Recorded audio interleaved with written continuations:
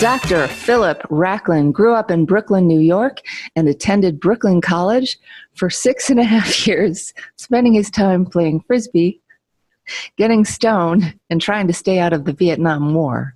He graduated with a degree in sociology, which was, in his opinion, for the most part, worthless. He planned on using his degree to become a member of the New York City Police Department, thinking that if nothing else, it would be an interesting job if he didn't get killed. Unfortunately, New York City was in the midst of near bankruptcy and stopped hiring police officers. With nothing else to do on the horizon, he discovered he could go to veterinary school in Italy with a non-science degree and terrible grades. 2 months later, he was on a plane to Parma, Italy. He graduated with high marks 9 years later. It was a work-at-your-own-pace program. Dr. Raclyn is the founder and one of the 2 managing veterinarians of Riverside Animal Hospitals, 2 sister veterinary practices on the Upper West Side of Manhattan. He has been a pioneer in integrating high-quality, high-tech medicine with alternative medicine. He's performed stem cell therapy as well as acupuncture and Chinese herbal medicine. Dr. Raclyn earned his certification in veterinary acupuncture through the International Veterinary Acupuncture Society and has had extensive postgraduate training in traditional Chinese herbal medicine. He's also a member of the International Veterinary Acupuncture Society, the American Veterinary Medical Association, New York State Veterinary Medical Association, the American Holistic Veterinary Medical Association, and the American Academy of Veterinary Acupuncture. Dr. Raclyn has made numerous television appearances, including The Martha Stewart Show, Every Day with Joan London, MTV, New York Views with Roz Abrams, New York Channel 4 Live at 5, Fox News at noon, Inside Edition as an authority on alternative veterinary medicine, the TV Food Network as a nutritional consultant, American Journal, Fox Pet News, Japan's national television, Fuji Television, as an expert on veterinary acupuncture, Fox News National for his expertise in behavioral issues, and his favorite, The People's Court. He has also been featured in articles from the New York Times to Cat Fancy. His current passion is finding an end to the scourge of puppy mills. He believes he has the answer to ending this abomination and has started on the road to fixing this by creating the Veterinary Council for Breed Stewardship, www.vetscbs.com, and the Puppy Project, www.puppyproject.org. Dr. Raclyn lives in Westchester with his wife, kids, and 6 dogs. Dr. Phillip Raclyn, welcome to the podcast, and thank you so much for being here. It's my pleasure. So you have a very interesting history. I really, really love your story about how you became a veterinarian. This is fascinating. I didn't know that there was a veterinary school in Parma, Italy. Is it still there? Of course it is. In fact, there are about 9 or 10 different veterinary schools in Italy. Oh, wow. And then what year did you graduate? 1985. Okay. So now tell me, you just decided, you found out that there was a vet school in Italy and that you could go there without a science degree and with terrible grades. Tell me about this experience. How the heck did it happen? Well, I went to college when I was 16, and I quickly developed some pretty bad habits. It was the late 60s. Sex, drugs, and rock and roll were the norm, and I got into all 3. And before you know, it was also the Vietnam War. And during the Vietnam War, we were all trying to stay out of the Vietnam War, and the best way to do that was by staying in school. So I had no quick plans to graduate.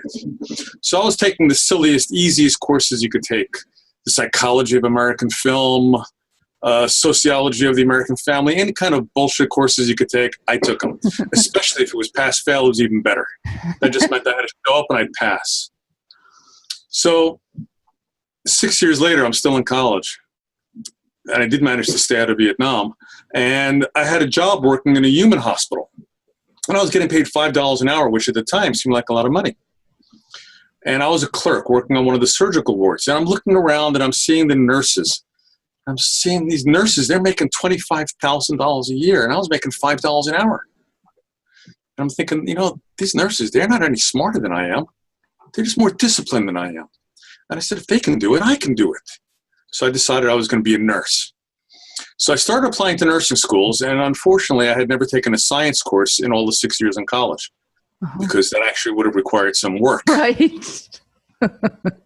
So I got accepted to one BS program in Staten Island, and I'm thinking, hey, this is great. I'll get a Bachelor of Science in nursing, so I won't actually have to work on the wards and get dirty and have to do shitty jobs. And they said, well, you can start in September. Mind you, this is after already 6 years of college. You can start in September, but you've got to take a couple of science courses over the summer. I said, okay. So I signed up to take Biology 1 and Biology 2 over the summer. And I spent the whole summer with my roommate, Joel, who wanted to be a doctor, doing Bio 1 and Bio 2. And using quite a bit of pharmaceutical memory enhancement. How's that? I managed to get an A in Biology 1, which was the first A I ever got in college. Wait. Pharmaceutical memory enhancement. What is this? If it's what I'm thinking of it, I thought it had the opposite effect. Amphetamines? No. Oh, amphetamines. I thought you were talking about marijuana. No, amphetamines. Okay. And surprise, back now in 2018, Adderall, Ritalin are all the rage for college students. Yes, I know. Memory enhancement. Anyway, so I got an A in Bio 1, and I would have gotten an A in Bio 2, but I made a mistake of going in and taking the test while I still had these pharmaceuticals in my body, which made me overly cocky and enthusiastic. So I was the first one to finish the finals, and like, here's the test, and everybody's still working on it. I'm finished. And I got a 39 on my final, which reduced my grade to a B. But by this time, I'm thinking, these nurses, they're only making $25,000 a year, and they get the shit end of the stick from everybody. The administration treats them like garbage. Doctors treat them like garbage. Patients treat them worse than garbage. I said, I don't want to be a nurse. These doctors. Yes. They're top of the food chain. Yes. Everybody loves the doctors, and they make the most amount of money, and everybody treats them with respect. I said, these doctors aren't any smarter than I am, even though I only had a 2.0 GPA. I said, they're just more disciplined than I am, and if they can do it, I can do it. I decided I was going to be a doctor. So I already had my degree in sociology after 6.5 years of Brooklyn College, and I transferred out to Long Island to Stony Brook University to go pre-med at this point, and I'm 23 years old at this point. And unfortunately, I transferred there in January, so the only pre-med courses were calculus, physics, and I took Spanish thinking maybe I'll wind up in Mexico. I don't know. And I took karate because I already had a red belt in karate, and I figured, well, that's going to be a piece of cake. Anyway, halfway through the school term, I'm doing okay. B's maybe. I saw a small ad in a school newspaper. And it said, for those of you planning to go to medical or veterinary school in Italy, make sure your applications are in by April 15th. I can still see the ad in my mind's eye. It was white letters on a black background that is only about this big. So I call them up and I say, hey, what do you need to get into medical school in Italy? And they say, you need a 3.0 in your sciences. And I'm thinking, well, I got an A in Bio 1 and a B in Bio 2. That's a 3.5. So what else do you need? They said, you need a 3.0 overall GPA. And I said, well, let's see. I got 128 credits of B's.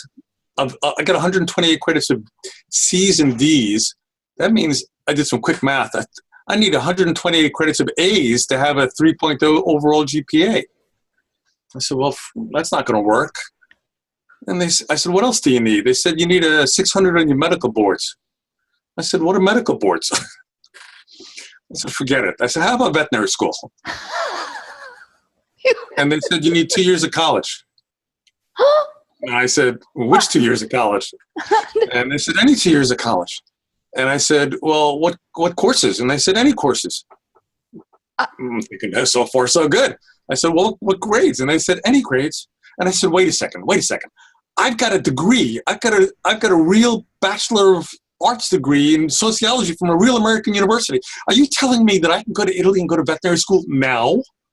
And they said, yeah. And I said, well, how about when I finish? Can I come back to the United States? Do I have to stay in Italy? They said, no, you can come back to the United States. You just have to take and pass all the courses that all the other veterinary graduates have to take. I said, sounds good. And I got on an airplane and left for Italy 3 months later. Oh my God. And then I thought to ask them, I said, are the courses in English or in Italian?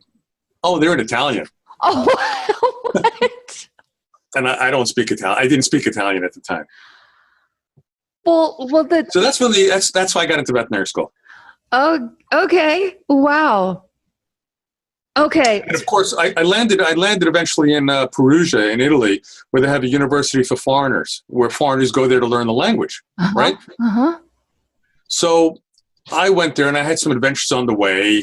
The whole thing was one big adventure. I can't tell you, because you have to imagine this beautiful Italian Etruscan city full of people from all over the world, kids like my age, 23, and they're all there to like party their asses off and learn Italian. Oh my God. And that's exactly what I did. I partied my ass off, but I didn't really learn Italian because at the University for Foreigners, everything was in Italian. It's not like they say glasses and then tell you how to say glasses in Italian. They just talk to you in Italian from the first minute to the last minute. Immersive. The first minute to the last minute, I didn't understand a word. Not a single freaking word. But then how did you get through veterinary school? Well, this is where it gets interesting. So I stopped going to class to learn Italian and I just started partying. 3 months later, everybody was leaving. The summer was over and everybody in Perugia who was there for the summer was leaving. And I kind of figured it was my time to leave too. So I got my little Cinquecento. It's a little Italian car. And I drove up to Parma where my veterinary school was. And I get there and I didn't speak a word of Italian. Classes were starting soon. So I went to class the first day. I think I was living out of my car, really. I had some bad experiences with other Americans there. So I was living out of my car. I went to class the first day and the teacher's standing in front of the class lecturing in Italian. And I'm not understanding a single word. So I guess out of guilt, I went back for the rest of the week. And for the rest of the week, I didn't understand a single word. Well, I said, well, forget about this. So I stopped going to class. And I remember when I tried learning it on my own. And I remember, you have to remember, I graduated with a degree in sociology. So I had never really studied for anything. Mm-hmm. I mean, it's just social sciences and it's all bullshit. I know. Sorry to say it, I had never really studied for anything. So there I am. All of a sudden, my first year courses are anatomy, histology, embryology, biomathematics, zoology, and like 2 other courses I can't remember. And I remember sitting down with my 5 volumes of Sisson and Grossman, The Anatomy of the Domestic Animal, and I said, okay, I'm going to learn this myself because I can't understand what they're talking about in class. So I started with page 1. Like 3 weeks later, I'm up to page 6. Because you can't learn anatomy by reading words. Oh, God, no. So basically, I stopped going to class and I stopped studying and I started doing what I do best. Started partying. And I started hanging out in the local bars in Osterias. And that's basically because that's where the girls were, right? Uh-huh. And I remember I'd be sitting at the bar every single night, different places, every single night. And I'd be drinking my Coca-Cola until one day a girl walked up to me and she said, are you American? In English. And I said, yeah, how could you tell? And she smiles. She says, you're drinking Coca-Cola instead of wine. I said, sure. So I got adopted into this group of Italian, it was a small city. Parma's a small city. They had never really seen any Americans.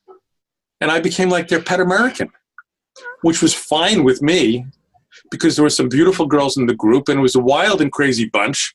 And we partied hard, and I fell in love with one of the girls, and before you knew it, I could speak Italian. No.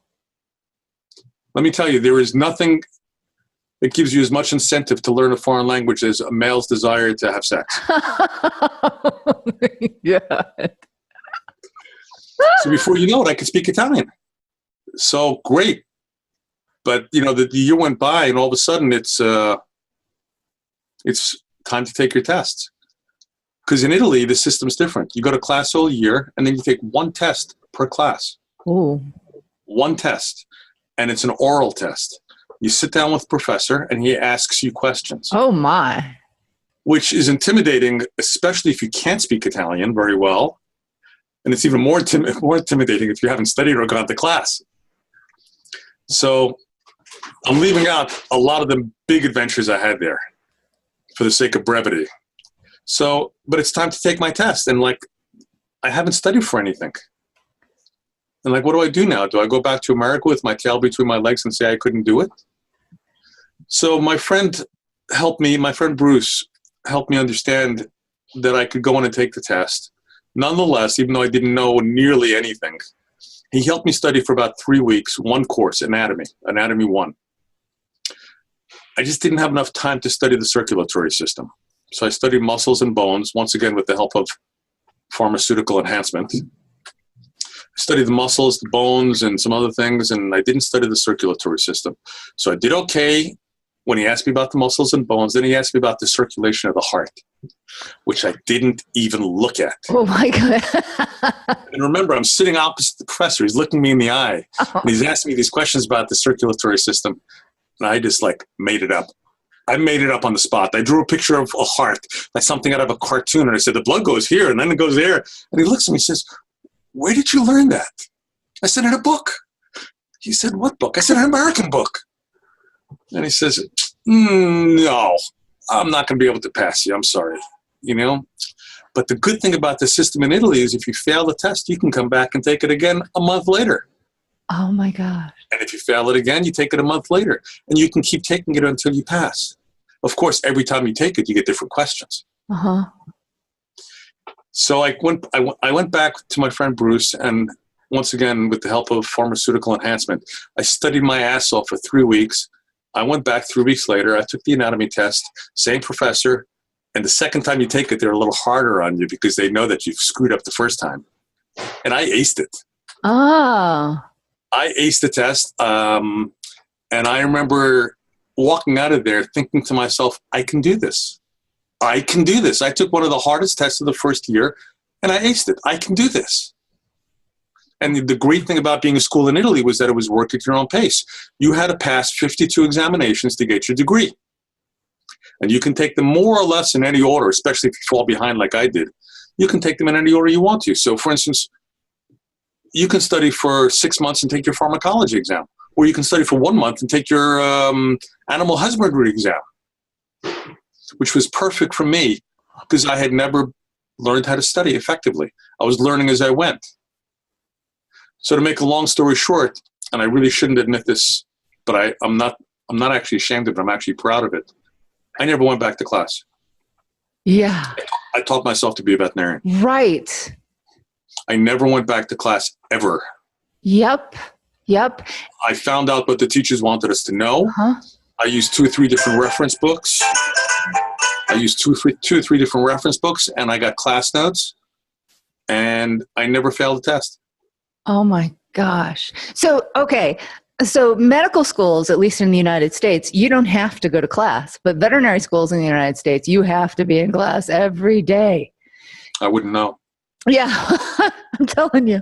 So, and I've always envied the people who did not have to go to class because I think studying on your own, reading the textbooks, referencing between multiple texts is the best way to learn medicine rather than going to class. I'm incredibly envious. I mean, you got to do it your way. That's so cool. I did. That's amazing. Now, who was paying for you to be in Italy at vet school for 9 years? Was your parents? No. I grew up lower middle class. My parents really didn't have the money. I borrowed money from school loans. And at the time, listen, tuition was, I'm sorry, it's going to break your heart. Tuition was $200 a year. Living expenses, I was living on about $7,000 a year on student loans. Wow. And I developed a little side hustle. Which was what? When I got there, I was going to come back to the States, and I wanted to buy T-shirts and sweatshirts that said University of Parma Medicina Veterinaria, but there weren't any. They didn't know, but they weren't for sale anywhere. So I saw that as a business opportunity, and I started still screening T-shirts that said Università di Parma Medicina Veterinaria, and I put some nice graphics on there. I remember the first T-shirt, I used the graphics right out of Assistant Grossman with the domestic animals. And then another one, I had a dog with a hot water bottle on his head and a thermometer in his mouth that I got from a veterinary pharmaceutical advertisement. So I print up all these T-shirts, and I bring them to school and sell them out of the trunk of my car. So I was making some good money. I had enough money to buy a nice motorcycle. I had a Ducati. Did you know how to make T-shirts before, or this is something No. that you taught yourself? I didn't do it myself. I had it done. Oh, you had it done. I found a company that did silk screen, and I just designed it. Oh my gosh. And the veterinary school there was never like, hey, you're using our name and without permission. You have no idea how unorganized they are in Italy now. No. I can imagine. Wow, what a great story. So you got federal loans to go to a veterinary school in Italy. Student loans, right? You got federal loans. Interestingly enough, the reason why tuition was so inexpensive and the reason why they actually took Americans into their program was because of World War II, part of the reparations. That's unfortunately expired. I think for 25 years after World War II, they were obligated to accept Americans into the university system. I didn't know that. And that's expired, which is why nobody goes to Italy anymore. Oh my goodness. Oh, there's going to be a lot of people disappointed. Well, there are other avenues that are still open, as you know. As I know. What avenues? Well, for instance, my daughter's starting veterinary school in September, and she's going to school in Glasgow, Scotland. Oh, okay. Yeah. And you can go to Canada. You can go to Ross, Grenada. Right. Unfortunately, it's no longer $200 a year. There are some places where it's not $200, but it's not that expensive. Well, how expensive is it in Glasgow? I think it's about $25,000 to $38,000 a year, which is it's the cheapest place in the world to go to, apparently. Oh, still, unless you go to Bulgaria or Romania. So now, tell me about the process that you had to go through. So you finish, after 9 years, you finish your veterinary degree. And then I'm surprised. Why didn't you just marry an Italian woman and stay there? But you wanted to come back to the United States. No, actually, I almost did. But three things happened at the same time. I graduated. I was out of money, and I was in a really destructive relationship with an Italian girl that I had to get over. I literally had to leave the country to get out of the relationship. So all three things together, it seemed like a good time to go. Okay. And then when you came back to the United States, what was the process that you had to go through in order to become a licensed veterinarian here? Well, you also have to remember that in Italy, the thing is, it's open admissions for Italians, right? And it's right out of high school. So it's really overcrowded. So you really don't get any hands-on experience. So when I graduated with my doctorate, I never touched a cat or a dog or a horse or a cow or a pig or a sheep or a goat or anything. So I came back with my degree, and I didn't know how to give an injection. I didn't know how to draw blood. I didn't know how to do a physical examination. I didn't know anything. So I went to a local practice. I grew up in Brooklyn. And one summer I had come back and I volunteered at this practice in Brooklyn called the Animal Hospital Brooklyn. And I said, Joel was the owner's name, Joel Ehrenzweig. And I said, Joel, I graduated. Do you have a job for me? And he was one of the few veterinarians who would actually hire foreign graduates if they got a temporary license. And he would sponsor them for a temporary license. And he looked at me and he says, sorry, you haven't got any jobs available. I said, what do you mean you haven't got any jobs available? I volunteered here last year. He says, I just haven't got any jobs available. And I don't know what to do because nobody else was hiring Italian graduates. So I looked at him and I said, Joel, wait a second. Let me tell you, I get it. I get what my role would be here. I can make you money. Takes a step back and he looks at me. Takes out a little piece of paper and he writes down a number on a piece of paper. And he said, this is what I can give you. And the number on the piece of paper was 50. 50? 50 what? $50? What? Well, I'm thinking $50,000 a year. Wow, that's a lot of money, you know? I said, 50 what? And he says, I can give you $50 a day. I said, I'll take it. Because for me, it was a learning experience, just being in an animal hospital. Right. I knew what kind of position I was in. And I knew I had to learn my profession quickly. So I said, I'll take it. And I started working 12 hours a day for $50 a day. And every single thing I saw, I'd go home and study about. Because listen, I taught myself to be a veterinarian through vet school. Now is the time to teach myself the real art of veterinary medicine. So I had to understand, like a dog comes in with diarrhea. How do you figure out what it is? There are a million possibilities. How do you narrow it down? Uh-huh. And I had to start learning those algorithms. And, there was no internet back then. There wasn't even any videotape. There was nothing. There was nothing. So I had to learn how to do it. And I spent 12 hours a day in the clinic, and then I'd go home and study for another 6 hours. And before you knew it, I was semi-competent to do some basic things. I mean, listen, I had to learn how to scratch a cat.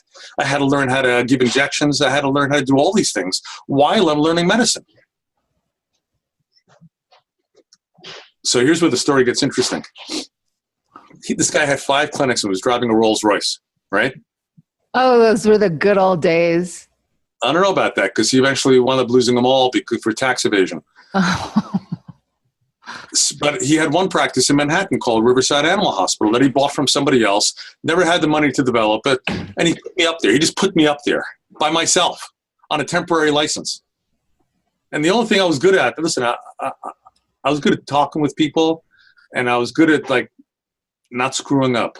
If I didn't know something, I'd get on the phone and find out what I needed to know.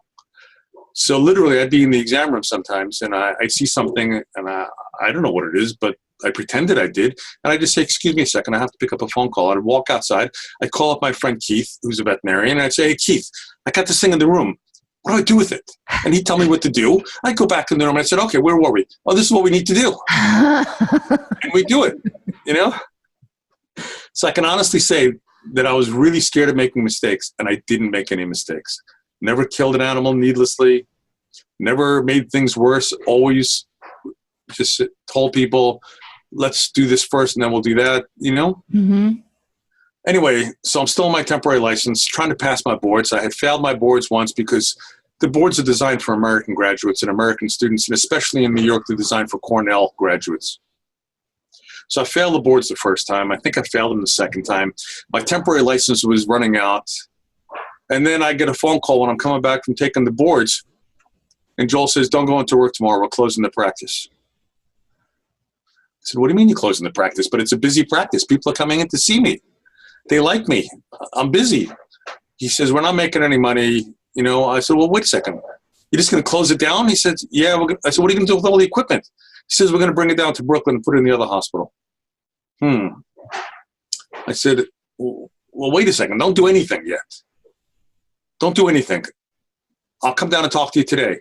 So I went down there and just off the top of my head, Joel, you're going to close it up. I said, I'll give you $10,000 for the equipment. I'll give you $10,000 for the lease. I'll give you $5,000 for goodwill or whatever, I said, but I need an answer today.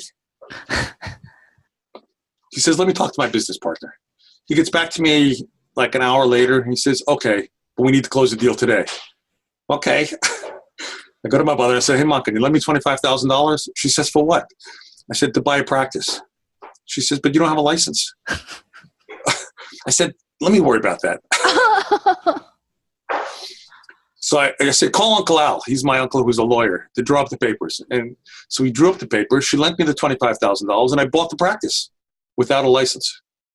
I thought you had to be licensed in order to be a practice owner. You did. Okay. I bent the rules a little. Oh, because nobody was paying attention. It's not like somebody's going to come knocking on your door. Hey. Well, eventually they did, actually.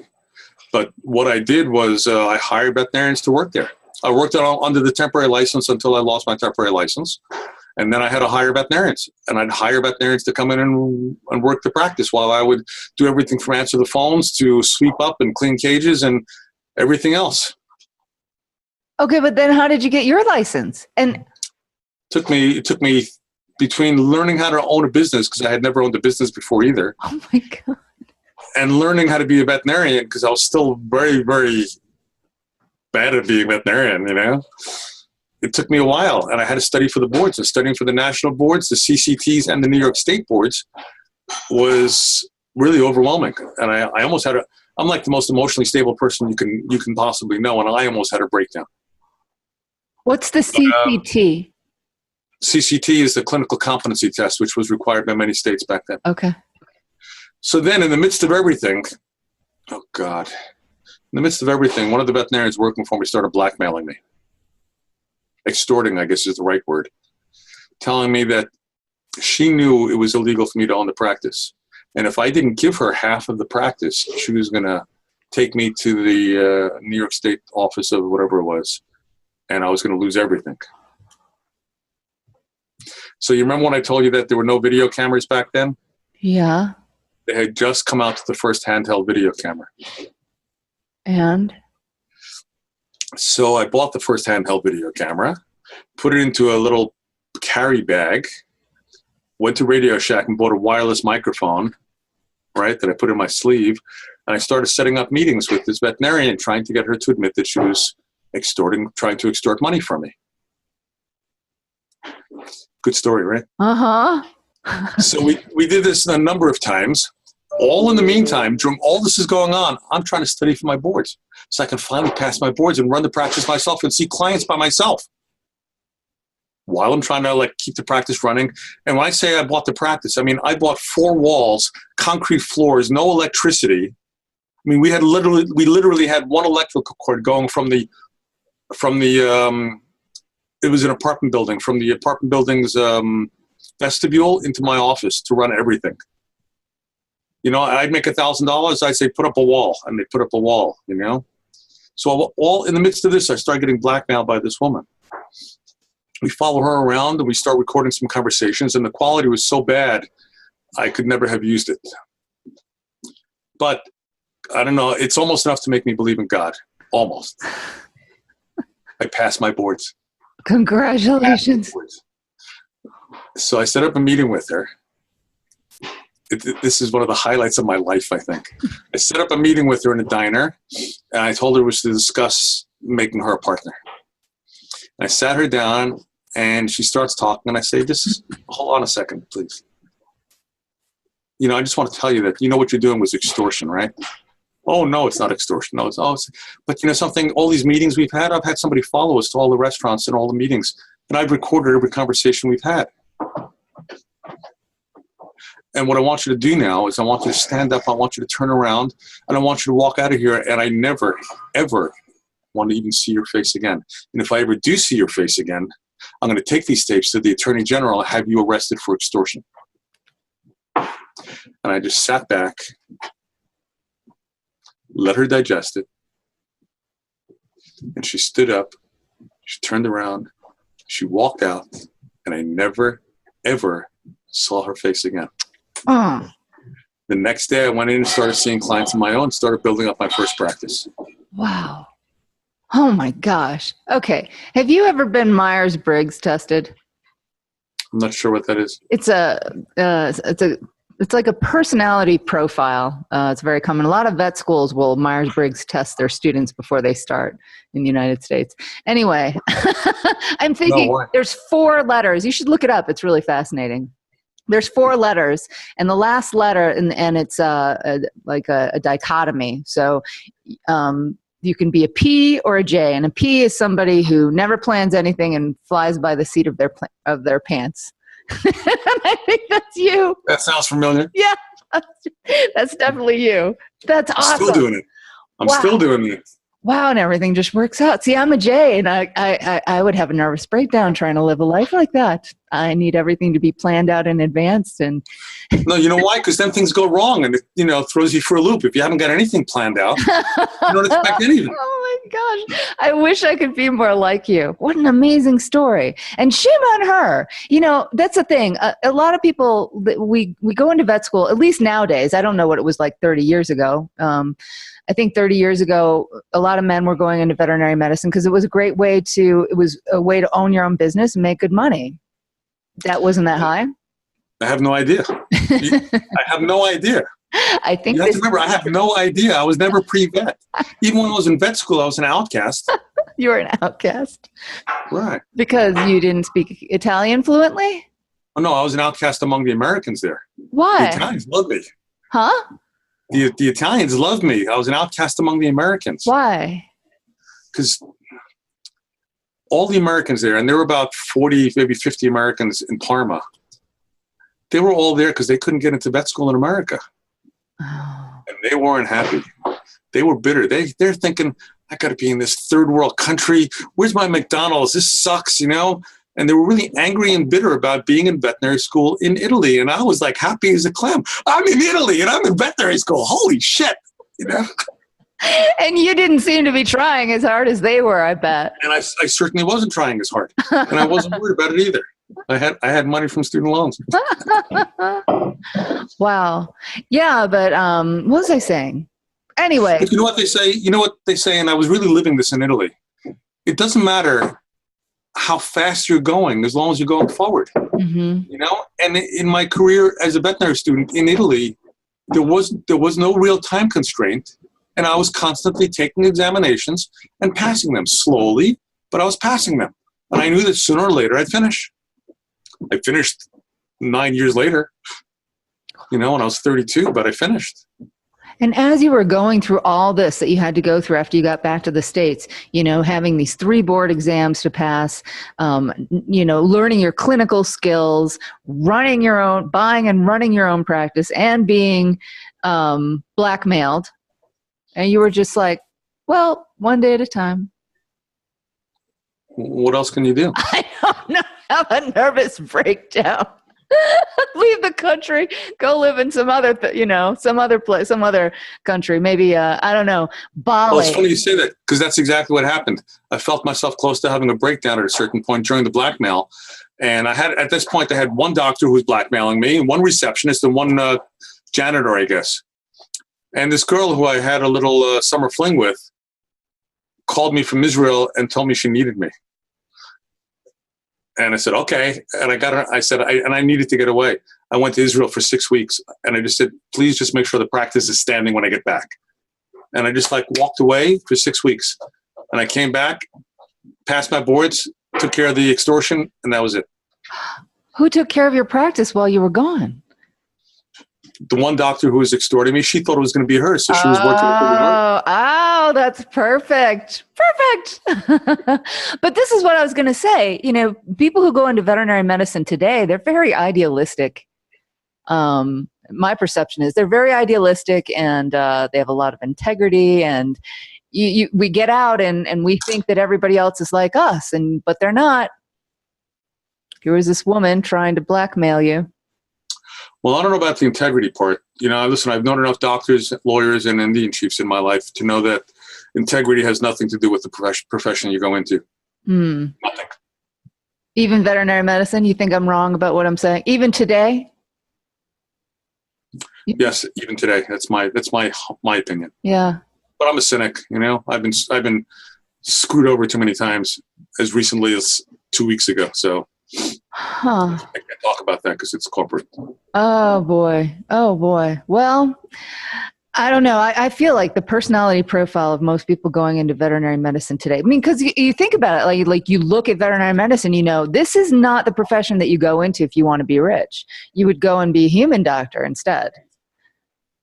Right? So why are we going into veterinary medicine, despite the fact that the student loan debt is as high as it would be if you were a medical doctor, but you never make anywhere near what an MD would make? Why are we doing that then? Because it's a calling, because we care. It's not a logical decision. I have to tell you honestly, it was never a calling for me, so I can't answer that. You know, it really was never a calling. I mean, listen, I liked animals. But it's like saying, do you like to look at the stars? Why don't you be an astronaut? You know? That's what you did, I swear. So what do you think now? I mean, you've been practicing for many, many years. Are you happy to be a veterinarian? Oh, I cannot believe how lucky I got falling into this profession. I thought I would get into it and stay in it for 10 years, and I've been in it now for 32 actually. And yes, I love it, both for the intellectual challenges that are constant, for the emotional intimacy that you share with your patients and your clients, for the challenges of owning your own business, which I really enjoy, and I realize a lot of veterinarians might not. But I think it's the best job in the world. I cannot believe how lucky I got. And I make a good living. Yeah. So listen, I make a good living because I don't work for, corporate America, really. Right. You work for yourself. Yeah, I've owned 4 or 5 practices now. I'm about to buy another one. Wow. Well, congratulations and good luck. Thanks. Yeah. Another thing I'm doing by the seat of my pants. So how do you balance being a practicing veterinarian and being a practice owner? Are you mostly now doing the practice ownership stuff, or are you splitting your time? Well, the smartest thing I think I ever did was back in 1992, when I had just gotten my license, I took in a partner. One of the guys that I had working for me before I had my license. And we've been partners now for 30 years, and it's great because he's the exact opposite of me. Really. I mean, complements really do work better together. He's much more into the medicine. I was much more into the business. He wasn't into the business that much, and I made up for that. He's really laid back and a teddy bear, and as you can tell a little bit, I'm not. I tend to be a little more aggressive and, grab things by the. So by having a partner, I was able to take as many vacations as I wanted, and I've taken plenty, and able to build multiple practices and find that balance between medicine and business. Because he would make up for a lot of things I couldn't do medically. And I made up for a lot of things he couldn't do in terms of business. Now, what about surgery? Do you do surgery? As you may or may not have been able to tell through this conversation, I have had my whole life probably a pretty bad case of ADD, which in certain respects has helped me, but in other respects has hindered me. So I remember when I started off and I started learning how to do surgery, and I'd be in there doing surgery and my mind would start wandering. And I couldn't focus on what I needed to focus on. So even though I've got great hand-eye coordination and I was a good surgeon, I didn't enjoy it. I just didn't enjoy it. I couldn't focus on what I was doing. So I stopped doing surgery 25 years ago. And he's a great surgeon, so he did most of the surgery. And then we realized that surgery is something you can just hire somebody to do. Some people like doing surgery, hire them to do it, Now, the interesting thing is 25 years later, I was actually finally officially diagnosed with having ADD, and I was put on medication for ADD. And I started doing surgery again. It's like, wow, this is fun, I was able to focus on it. So I started doing surgery again, but listen, I'm 25 years behind now, so I'll never be a great surgeon. I'll never be the kind of surgeon I could have been had I discovered this years ago. Well, Dr. Raclyn, as a business owner, now you're going on having 5 practices, are you having a hard time finding veterinarians to work for you? Because there seems to be a bit of a shortage of veterinarians, is what I'm hearing. I'm hearing both things, both that there's a glut and a shortage, and I think it might both be true. There are more veterinary schools than ever. I know. And they're graduating more students than ever. I know. So why are they hard to find? I don't know, but they seem to be. Like in Arizona, people are desperate for veterinarians. And I know in Illinois, which is where I lived before, very, very difficult. So what's your experience? In New York also, surprisingly it is. I have my own theories about this, but it is hard to find not just veterinarians, it's hard to find good veterinarians. And when I say good, I don't mean good medically or good surgically. I mean good with clients and good generating income comes with good medicine. I agree. Right? So, but there's a little tweaking between here and there that you have to do, The key to being a great veterinarian, in my mind, is getting clients to comply with what you want them to do. If you can do that successfully, then you'll be a great veterinarian as long as your medicine and surgery is solid. But if your medicine and surgery is solid and you can't get people to do what you want them to do, you'll never be any good because people will never do the right thing for their pet. So I hate to say we're all salesmen, but we're all salesmen. You have to be able to sell good medicine to people who don't want to spend money. Yeah. And that's what is difficult for you to find. You could hire not so great veterinarians easily, but you're having a hard time finding the people that have all of the qualities necessary to be a good vet. Yes. I think it's easier to train somebody to be a good veterinarian than it is to train somebody to be a good salesman. Mm-hmm. A lot of veterinarians put medicine on a pedestal and they're not going to sell it. They're just going to say, this is what you should do. Do it, or well, you're a bad owner, you know? Right, right. Yes. But, I remember before I went to vet school and before I became a veterinarian, it's very difficult to trust medical practitioners because they have all of this knowledge. I mean, maybe you know how cars work. I don't know how cars work. But when I go to an auto mechanic, this guy's got all this knowledge that I don't know. He could tell me anything he wanted. Could be true, could be not true. Of course, he wants to make money. So I don't believe a word he says. And I think that's the same thing with veterinarians, So we need to be able to explain why we're recommending what we're recommending. I think you're wrong about that. About what part? Not to be, but you're only a little bit wrong, because it's not that we need to explain. It's that we go into the exam room, and how long are we in an exam room for a well visit or even a sick visit? Maybe 12 minutes, 15 minutes at the most, hopefully, right? So you've got this much time. Let me get that on camera. This much time to get these people to trust you. Uh-huh. If they trust you, they'll do what you want them to do. But if you can't invoke trust in them, they're not gonna do what you want them to do.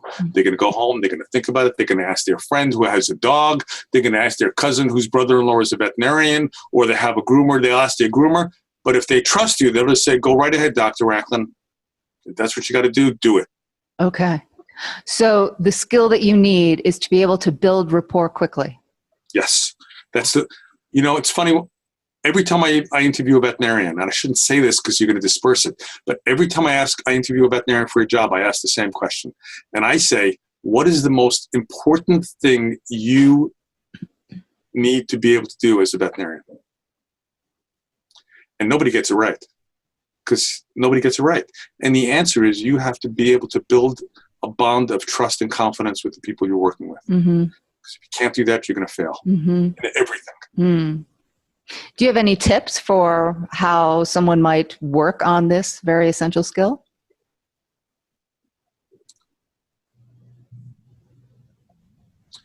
It's hard to give a generalized tip because I think everybody's got their own personality. And I think they've got to figure out a way to use their own personality traits in a positive way for this. And because not every client wants to have the same kind of doctor.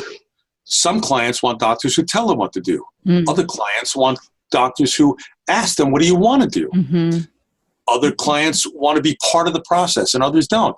So I think the best tip is to learn and be aware of these different kinds of clients, to be self-aware of what you can bring to the table and how you can mold that to get to the ultimate goal of invoking trust. So step one, become good at reading people. Right. Which is not easy. And never presume.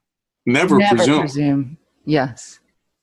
Not reading people in terms of, oh, this guy's wearing old clothes, so he doesn't have any money, and I'm just going to... Never presume that because a client has only 3 teeth in his mouth that he doesn't want to do a dental on his dog. It's true. It's very, very true.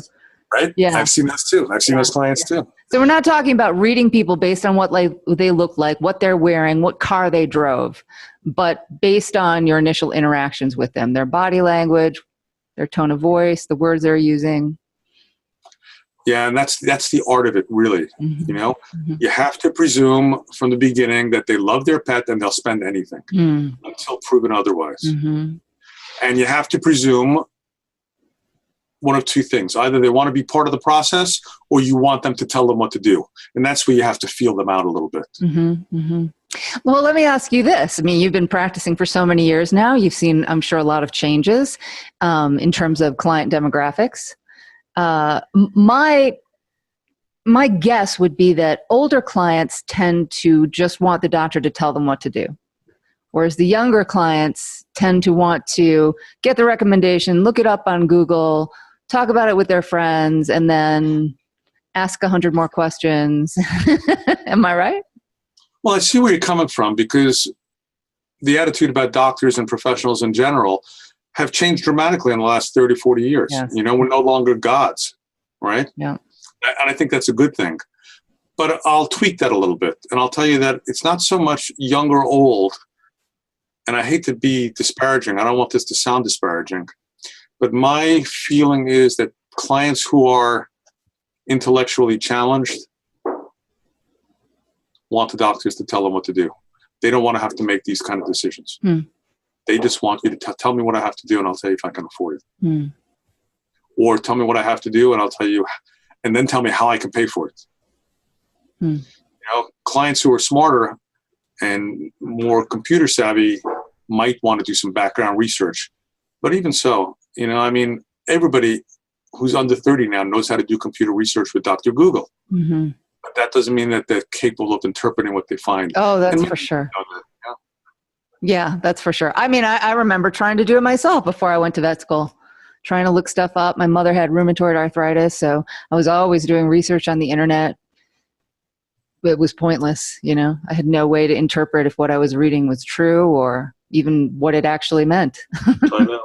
Yeah. I know, it's hard. It's hard for us too. Yeah, it's hard for, well, I don't know. I mean, now when I read stuff, I know, number one, is this a valid source? Number two, does this make sense in a scientific way? There's a lot of stuff out there that I would have read before and thought, oh, okay, this makes sense. And now I read it, I'm like, oh my God, this is bull. This is completely doesn't make any sense at all. But, you know, I had an interesting experience with my wife. She had some pretty serious back pains. And to make a long story short, she needed a spinal fusion surgery. And we kind of knew that, right? So we'd go interviewing in New York City, different different orthopedic surgeons. And we'd go together. And it was really interesting to see the way she reacted to the doctors as opposed to how I reacted to the doctors. So I'd go in there and I'd want to know, how many of these procedures do you do per week? What's your success rate? What's your failure rate? How many, right? And the only thing that she would care about is he understands my pain. So when we're doctors in the exam room, we have to remember that. All clients need to know all the details. They want to know that you understand how much they love their pet and you're going to take care of them. The best of your ability, even if that means referring them elsewhere. That's what they want. Well, that's gold. I think that's precious. So this is a question that I've always wanted to ask. I have never met a holistic veterinarian before. I don't like being called holistic. Well, it puts me in a box. What? It puts me in a box. Oh, I'm sorry. I don't mean to put you in a box, Dr. Raclyn. You're the last person that belongs in a box, obviously. However, you are a member of the American Holistic Veterinary Medical Association, and you do practice acupuncture and Chinese herbal medicine, in addition to Western medicine. I should also note that my hospitals were AHA certified before I sold them. Oh, good, good. So, you know, I integrate what works. Yes, yes. Well, this is what I wanted to ask because, you know, I think that there are some very great applications for acupuncture and herbal medicine, and I'm not dismissing any of it out of hand. But then I've also heard hearsay of veterinarians who are practicing holistic medicine and completely rejecting Western medicine. I think if you're going to do them, they need to be balanced together. I totally agree. I do integrative medicine. I think the guys who do strictly homeopathy or strictly holistic medicine, I think they're crazy. Okay, I'm relieved to hear that. Why would you throw out Western medicine? It's so wonderful for so many things. I know.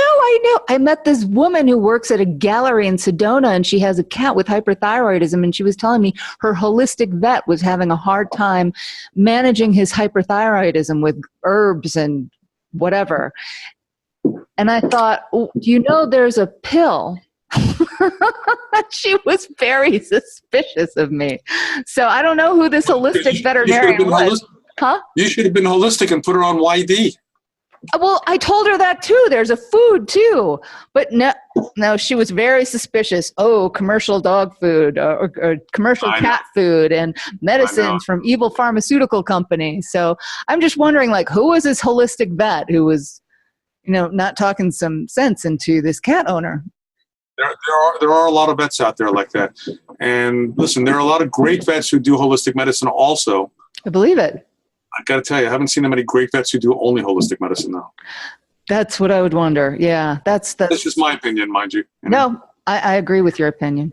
All right, now let's move on to you're quite a celebrity. You've been on all these different shows. Martha Stewart, The People's Court. Why on earth were you on The People's Court?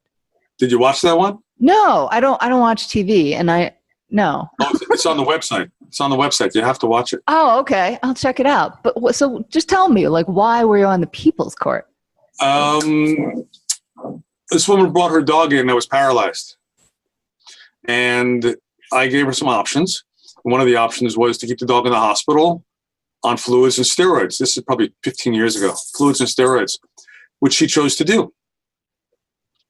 And the dog didn't get any better. Sorry. And then she sued me because she sued me saying that I made the dog paralyzed. And she wanted me to pay for his spinal surgery. Wow. I mean, at that point. And I said, sorry, I'm not going to do that. But so she sued me. And the way People's Court works is they go into small claims court, into the dockets, and they pull interesting cases out. So they contacted me and they contacted her. And they said, would you like to be on People's Court to settle this case? And I said, well, why would I do that? And she says, well, if you lose, we'll pay. I said, okay. So I said, okay. So I went on People's Court. It was a great experience. It was a fun, great experience. I wish small claims court worked like that. I've been to small claims court also. It sucks. Interesting. I will have to check that out. Okay. I'll send you a link. So, but all of these other, Martha Stewart show, Fox News, Fuji Television, what is this mostly about? Is it about you coming on as an expert in veterinary medicine on a particular topic? I have no idea, honestly. Why do they contact you? With celebrity, and I guess everybody should know this, I didn't even talk to you about my reality TV show, did I? No. I'll send you that privately. But this is all about not how good you are or anything like that. It's just about who you know. So how did this whole thing happen? Back in 1986, when nobody was even doing dentistries on dogs, I was doing dentistries on dogs, right? And one of my clients worked for the New York Times, and I suggested she do a dentistry on her dog. One thing led to another. She wound up writing an article about dentistry in dogs, and I was in the article. And as soon as that happened, as soon as it got published, I got called by MTV, who wanted me to come on MTV to show how to brush a dog's teeth. And then I got a call from Every Day with Joan London, which was like the Today Show, right? To go on their show. So I went on their show. And one thing led to another, I don't know. Do you get paid for these celebrity appearances? Yeah. No, I just do it for fun. And does it enhance your business? I think so. I don't know. So you're just doing it. It's not the kind of thing you can track. Right. I ask people how they came to our practice, and one of the options is TV appearances. Like, one or two people might click on that, but that's really, I don't know. I just do it for fun. And it is fun. It's great fun. Sounds like it. Okay. All right. Well, let's move on to your passion for finding an end to the scourge of puppy mills. I would love to see this happen. And you and me both. You say that you have a plan for how to end this abomination. Tell how. Can you talk about it? I can. I think first, though, you need a little understanding of the whole process. So I'll give a little bit of background, okay? Puppies are bred like cows in factories called puppy mills all across the country.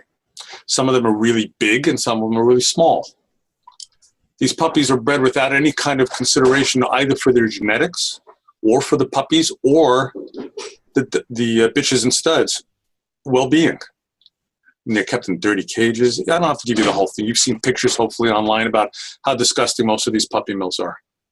Then they're purchased by consolidators, sold at auctions, put in trucks, shipped across country, and sold through pet stores. This is the way it was 10 years ago. Now they're not only sold through pet stores, but they're sold online directly, which makes it even worse because you can't tell online what you're buying or where they're coming from. Anybody can create a website that looks like a beautiful farm in the middle of Colorado with grass and trees and chirping birds and, and it's really just a disgusting puppy mill in Mississippi or whatever,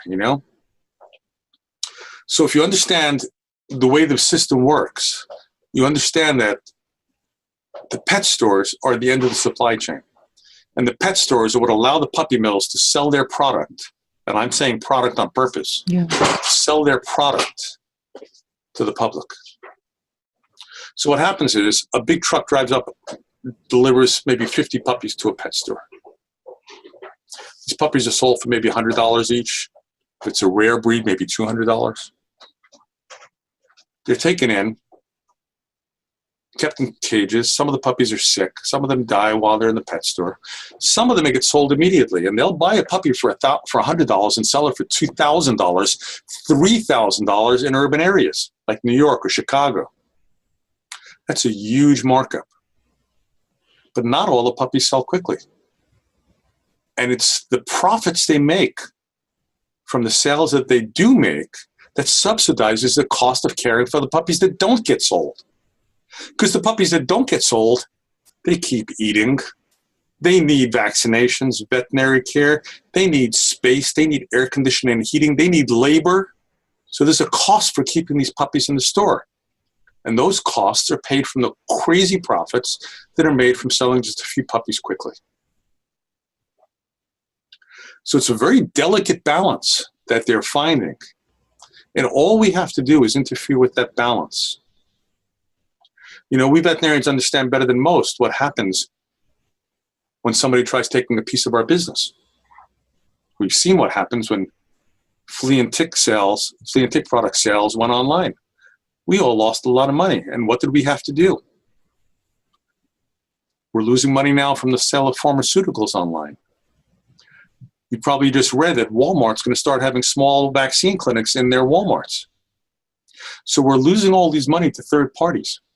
What do we have to do to compensate for that so we can stay in business? We have to raise our prices on medicine and surgery. And we do that. But pet stores can't do that because they're also competing with the online sales of pet products like litter or food or things like that. So all we have to do to interfere with this entire chain of puppy mill to pet store is to make a dent in it. Best way to make a dent in it is to take away the sales of the high-end clients. Because there are people out there who want to buy a great dog and can't do that because they know they shouldn't buy it in a pet store. They know that if they go to a rescue group, they're buying somebody else's problem sometimes. Or they're buying a puppy mill dog that was bought in a pet store and then given to a rescue group.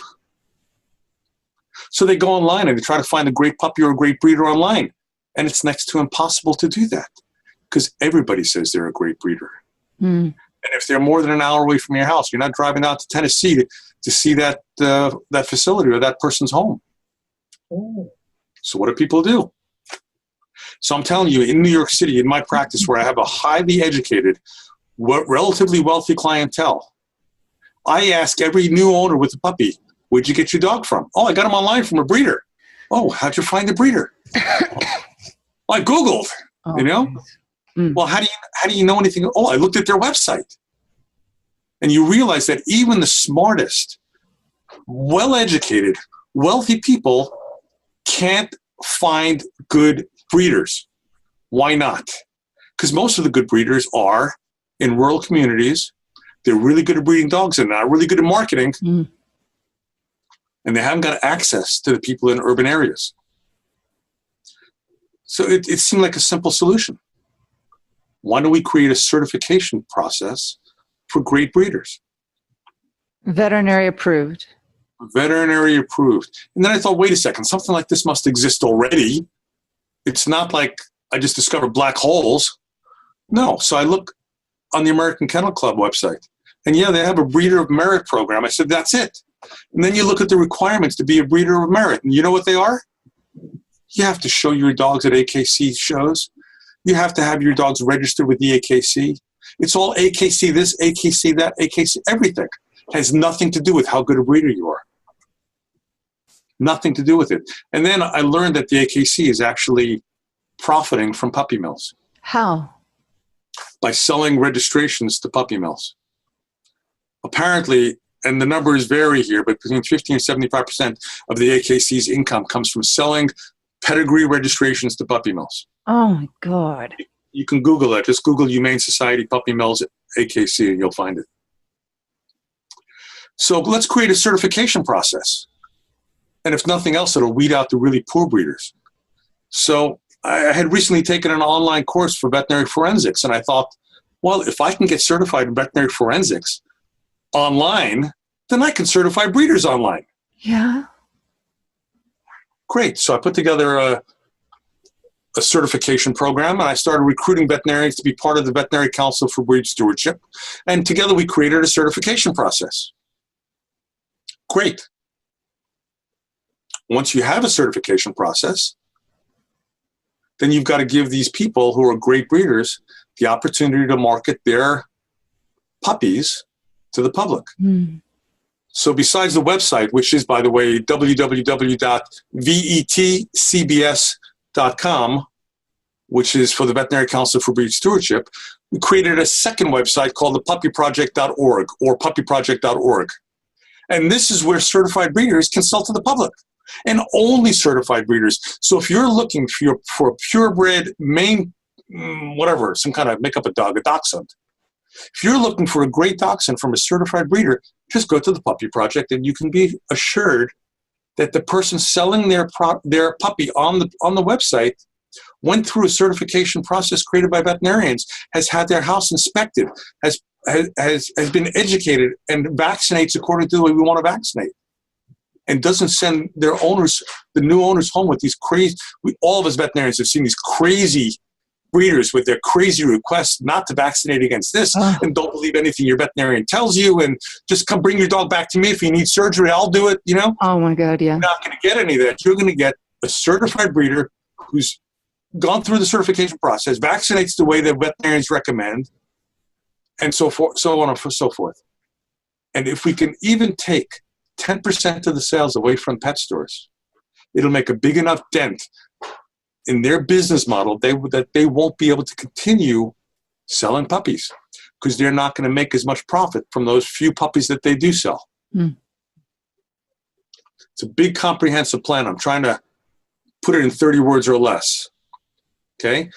But it's basically, if you want to buy a used car, you're going to go down to Joe at the corner, or you're going to go to BMW pre-certified owned cars with guarantees. Mm. That's what it is. Mm. And of course, we guarantee the puppies are going to be safe from inheritable diseases. They go to the new owners with pet insurance ready to turn on. It's great for veterinarians, because if we start seeing puppies with insurance, we can take care of them the way we want to take care of them. Yeah. We've all been through this. They just spent $3,000 on a dog and he's sick. Yeah. And they don't want to spend any more money on him, you know? They can't spend any more money on him. Right. Yeah. So this takes care of that problem too. Beautiful. Elegant. Brilliant. Thank you. I think so too. I'll put links to these two different websites in the show notes. Can you talk a little bit? I'm sure you're quite knowledgeable about this. What is the legislation in terms of these puppy mills? I mean, certainly there must be laws against raising dogs in these horrible, horrible conditions. Boy, you've got a lot of confidence in our government. So I will tell you that the laws are vague, and they are interpreted and run by the United States Department of Agriculture, who have very few inspectors to go out and inspect facilities. And even if they did inspect facilities, they rarely close down facilities. If a facility closed down, there was nothing to stop somebody from opening up right down the block in their cousin's name. Okay. Mm. After President Trump came into office, he erased all the data from the USDA's website concerning puppy mills and violations. Even before Trump came into office, the USDA changed their regulations in an attempt, this is so sad, in an attempt to deal with the puppy mill problem. And instead what they did is pass regulations that made it incredibly harder for individual breeders to sell their puppies to the public and easier for puppy mills to do that. Is that crazy? But that's exactly what happened. What is this legislation? It says that breeders cannot sell a puppy to a person unless that person comes to their facility. So, for instance, if you wanted to buy a rare breed that's available only in Colorado and you're in New York, you would have to fly out to Colorado to visit the dogs, pick out the dog you want, and buy the dog and then fly back to New York. They could not ship the dog to you. Okay? But puppy mills, the way they work is they ship the dogs cross-country to pet stores. So then you can go into the pet store and buy this rare breed in the pet store for a couple of $1,000s more. And this rare breed has been poorly bred, and it's going to undoubtedly wind up with a whole host of genetic abnormalities by the time they're 7 years old. Therefore, it made it easier for puppy mills to get the job done than for individual breeders to get the job done. And the job is putting good quality dogs in people's homes. Wow. Good intentions gone bad. I'm not even sure there were good intentions, honestly. This is a multi-billion-dollar industry. Something in the sale of new animals, $21 billion a year. I can't believe that money doesn't go under the table somewhere. Call me a cynic. Wow. Is there a database of these dog breeders? I mean, do they have to register with the USDA? No. They need to get licensed by the USDA if they want to. So they can get licensed. But they don't have to get licensed. They don't have to, but they can. And they're a license to be had. And the laws even say, for instance, that if somebody sells a dog, listen to this. If somebody sells a dog to somebody and they can't prove that the people came to their house to see the dog, the USDA can go in there and confiscate all their dogs. Take away all their dogs, their pets, all the dogs, not just the breeding dogs, all their dogs. So, it's crazy out there. For your puppy project, for the veterinary certification of good breeders, how are you getting around this law? Well, our goal is to have enough breeders across the country, so no matter what kind of dog you want, you should be able to find a certified breeder relatively close to you. I see.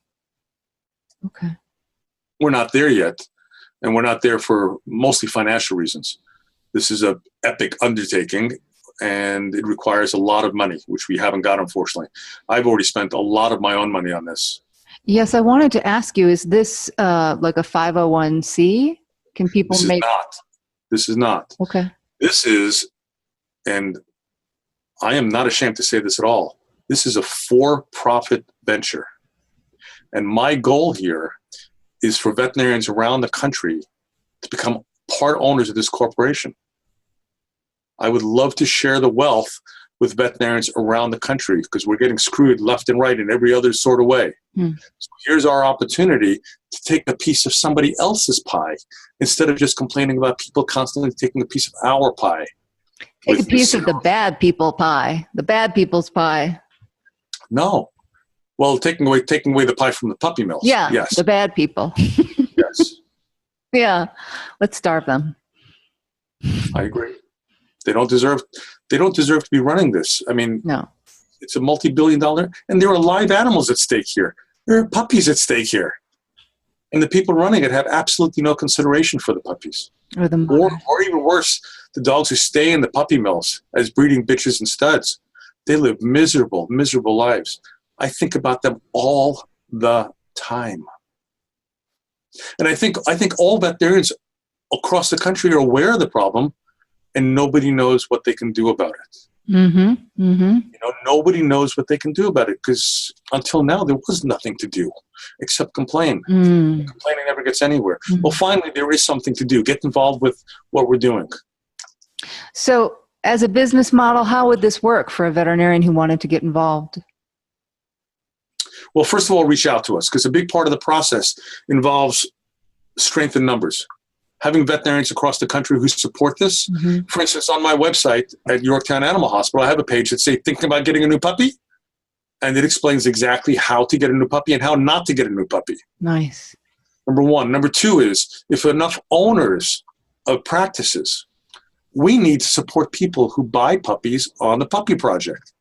So we're going to offer them perks for the rest of the dog's lives. Remember, these puppies are going to the new households with insurance in place. Mm. And we practice owners know that a puppy with insurance is gold.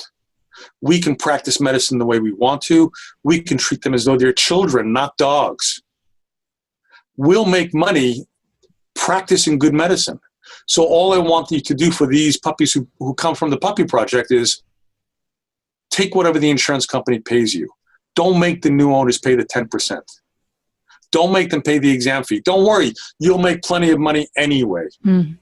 Mm. So give them this perk that encourages them to not only continue to buy insurance, but also to buy puppies on the puppy project instead of at pet stores. Mm-hmm.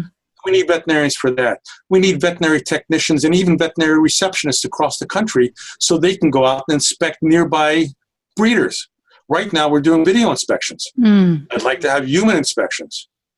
We can only do that if we have a nationwide network of veterinary professionals willing to do that and get paid for it, but willing to do that. Is there a process for certifying veterinarians to be inspectors?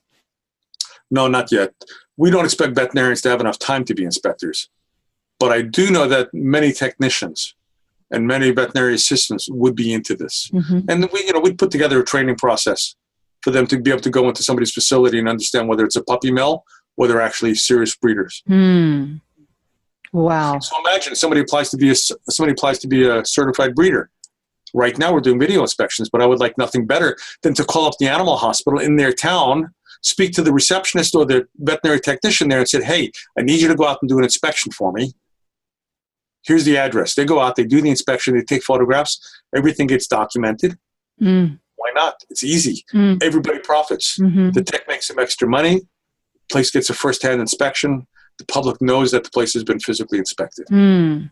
This is a beautiful, brilliant plan, Dr. Raclyn. Well, thank you. Thank you very much, really. Got any money to invest? Well, I'm in Flagstaff, Arizona. I mean, I could help logistically. I'm not making any money right now, so I don't have any money. But I can help with my time.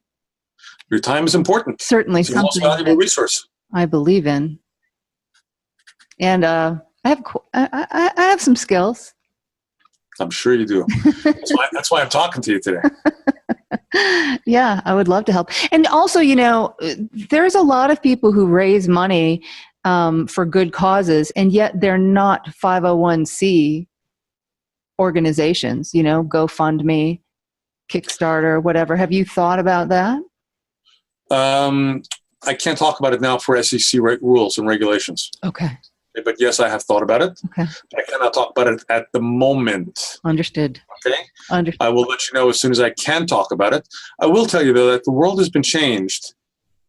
The world has been changed more by companies that are profitable than by 501cs.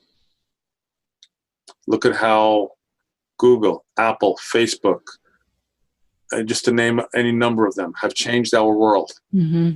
And they're all wildly profitable. Mm-hmm. Bill Gates. Right. Yeah. Mm-hmm. Yeah.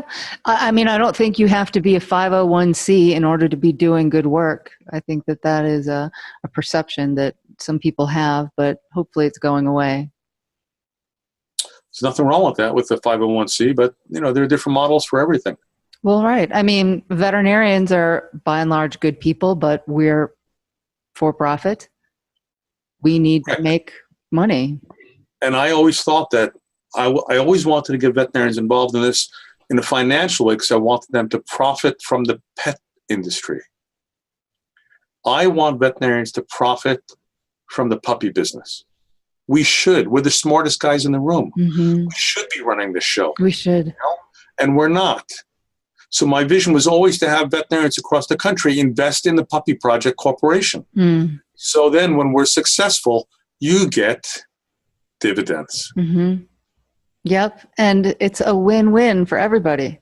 Everybody. Except for the puppy mills. Except for the bad people, the puppy mills and the pet stores. Yep. Well, they don't deserve to win. All right. Well, wrapping up, I'd like to ask you if you have any final words of advice for people who are looking to go into veterinary medicine in the future, or if there's anything that you want to say that I haven't asked you about already. Interesting question. A lot has been said recently about whether or not we should advise people to go into veterinary medicine, because there are lots of reasons not to.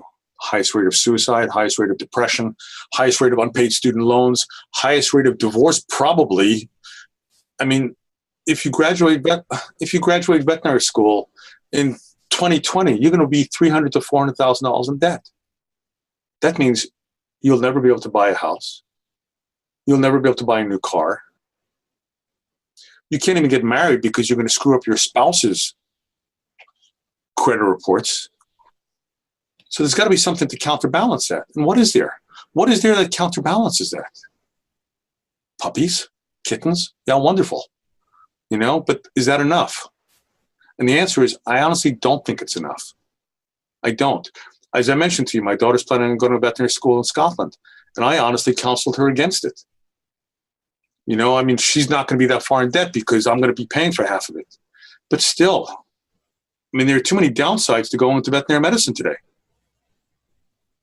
The only way I can tell you that it's worthwhile to go into veterinary medicine would be to own your own practice. I agree. That's the only way. But you know something, with what's happening with corporate medicine taking over the country, even that, it's far from a sure thing. You spent your whole life getting ready for this moment when you open up your own practice and you're happy, and all of a sudden BCA comes in down the block. Well, BCA doesn't exist anymore. BCA or NBA or somebody comes in down the block, and they've got the resources to underprice you, outmarket you, and what do? You get depressed and suicidal.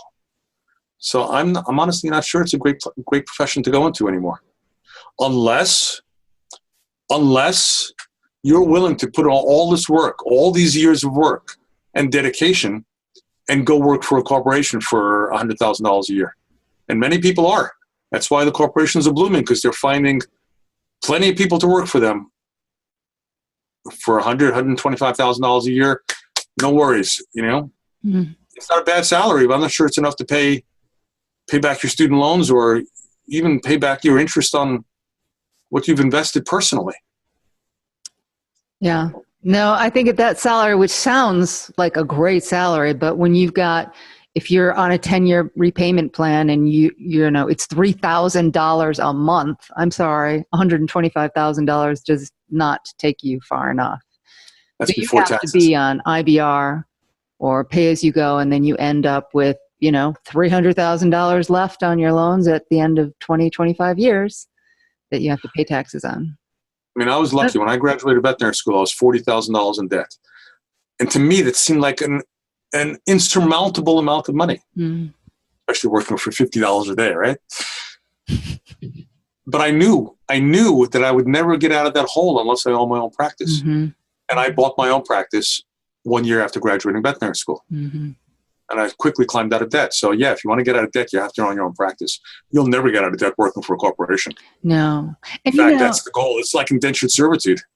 Something that I will say in defense of veterinary medicine is, if you're creative, like you are, Dr. Raclyn, if you're creative and courageous and innovative and you're willing to pursue a vision, I think that you can do some amazing things in veterinary medicine.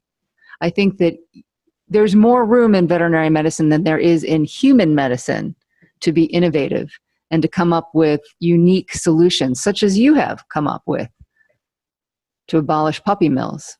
I think those exist. Based on the conversations that I've been having with all of these different veterinarians doing different things, the mathematical equation does not add up yet, but I am hopeful that when people start realizing how big veterinary medicine actually is and how you can write your own rules as a veterinarian, for now, that they can change things. You're worried about corporate medicine.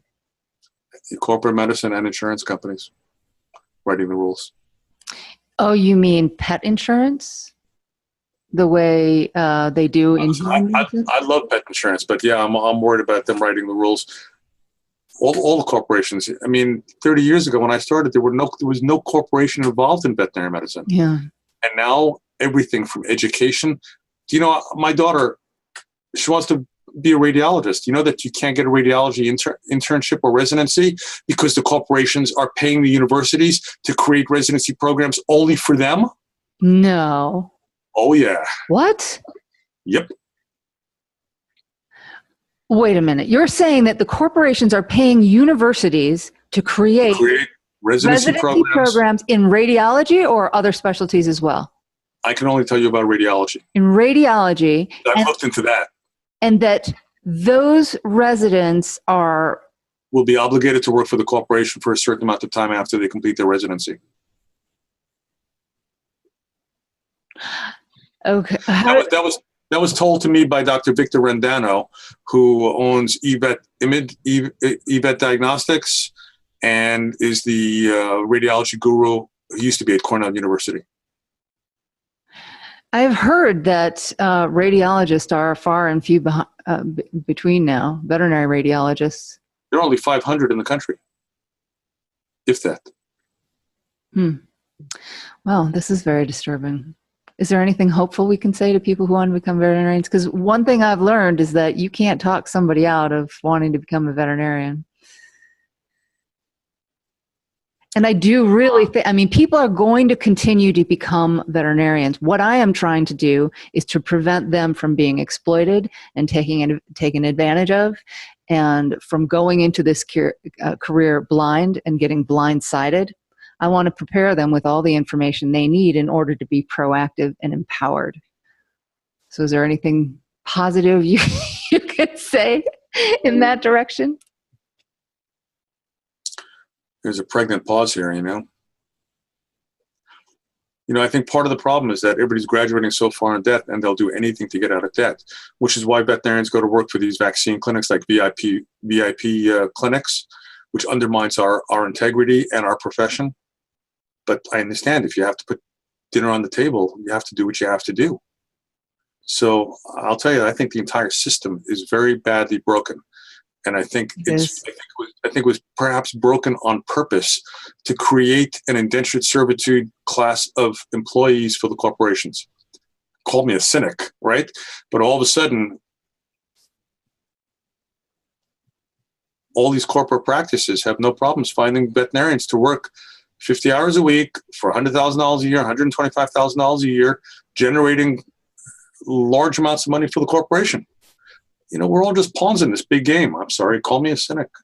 We're all just pawns. These corporations are not having an easy time. Oh, no? No. There's a couple of ERs down in Phoenix that I heard from. I've got a friend from vet school that's working as an ER vet in Phoenix, and she told me that these corporate ERs down there are paying $1,500 for a 12-hour overnight shift, and they're flying vets in from other states and putting them up in hotels. They're so desperate. In fact, one of these ERs had to shut down for a weekend because they could not get coverage. And there might be specialists. No, these are just ER vets. Like I could do it. Really? All I have is a DVM. Yeah. They just need any vet to work an ER shift, and they cannot get them. And there are a lot of practices that need veterinarians, and this is what we were talking about before with the shortage of veterinarians, like what's going on. I had a conversation with my husband, who's an MD, which is why I'm not working right now. I moved to Flagstaff for his job because why would we stay in Chicago for my job? But he was saying that if you're a veterinarian and you're making, $75,000 a year, and it's just not worth it to work that hard for that little money, especially if you've got a spouse who makes, the same amount of money. You can go half-time, you can go part-time. Well, I agree. And there was an article on the Veterinary Information Network. I can't remember who it was, but he said, this is why there's a shortage. It's because people are not offering enough to make it worth it. They're not providing good packages, and they're not offering enough salaries. And so that's ours. Why do you think they're not? Do you think that practice owners are just like pocketing the money and, going on crazy vacations? Why aren't they offering more money? I wouldn't presume to tell. I wouldn't presume. I mean, I would have to do some research on this subject, which I plan to do. But did you see, it was an AVMA combined with, I think, Merck study about the fact that the cost of veterinary care have been going up steadily over the last decade, and yet veterinary salaries have been going down if you account for inflation. And they came to the conclusion that the cost of care has not risen because of an increase in veterinary salaries. So veterinarians are making less money, and yet for some reason veterinary care is more expensive than it ever was before. I don't know. I mean, I can speculate what the reasons for that are. Let me ask you a question, if I may. Of course. How do you think the feminization of the veterinary industry has affected our industry economically? Yeah, that is a great question. Very good question. I think negatively. And I feel like, just like I feel I have the right to make fun of Chinese people because I'm Chinese, I feel like I can say this because I am a woman. But what I see is that we are willing to work for less. And women want to have families. We want to get married, and we want to have families, and we want to have, a nice household in addition to our careers. But the truth is, especially with veterinary medicine, that is very difficult to do. Bring home the bacon, fry it up in a pan. Nuh-uh, not if you're a veterinarian. So perhaps a good homework assignment for you, like you weren't expecting homework, were you? So perhaps a good homework assignment for you would be to see what percentage of female graduates in the last 10 years are still practicing. And maybe that's why there aren't enough veterinarians in the field. Mm-hmm. I think they're part-time. I think a lot of veterinarians are going part-time. I've got friends who have decided to go part-time, but and it's because they are. I mean, we tend to take on the role of taking care of the household, taking care of the kids, taking care of the pets, scheduling everything. Right? I do. And so, how can you do that and work a full-time job as well? And if you, and also being a practice owner, I mean, imagine the hours that you put in being a practice owner. I know. And, that's, I think, why women are not buying practices. They're not starting practices. But I still believe that there is a creative, innovative solution for this. I think women can come together and they can purchase a practice together, and then they can work. You know what? I'm not going to do a 16-hour shift. I'm going to do an 8-hour shift. God, I mean, inconceivable. A veterinarian working 8 hours? How reasonable is that? Why can't we figure that out? I know we can. How many practices do you know that are owned by a group of female veterinarians? None. That doesn't mean it can't happen. And why shouldn't it happen? Why shouldn't it happen? I agree. I totally agree. I think it's a great solution. These are the solutions that are out there. And I know that future veterinarians, armed with the information, can come up with these solutions. I know it. Maybe you're the one who's got to come up with them. Maybe you're the one who's got to go out and find practices for sale and then find some women to get together and buy them as a group. You're just hijacking my destiny here, Dr. Raclyn. What I'm doing is I'm writing books, and I'm talking to other veterinarians so that people can listen and get exposed to this information and start thinking about these solutions for themselves.